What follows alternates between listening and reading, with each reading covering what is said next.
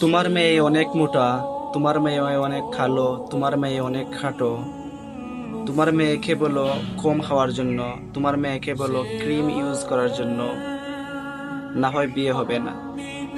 এই যে চাচি বা চাচা, তোমরা কি রিস্তাওয়ালা আন্টি অথবা আঙ্কেল, অথবা তোমরা কি খোদা যে মানুষের ফিউচার সম্পর্কে জানেন? এখন রয়ে গেল আমাদের মাসুম আব্বু এবং আম্মু। তাদের কথায় পরে নিজের মেয়েকে এমন এমন শব্দ বলেন, যেই কথাগুলা মেয়ের অন্তরে তীরের মতো আঘাত করে। যে মেয়েটিকে আল্লাহ তাআলা তোমাকে দিয়েছেন, এই মেয়ের রিজেক এবং বিয়ে শাদীর ব্যাপার ভাবনার চিন্তা করার দরকার নাই।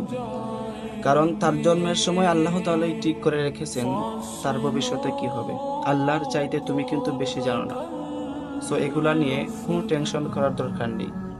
আপনি আপনার মেয়েকে নিজের চেহারা, নিজের রূপ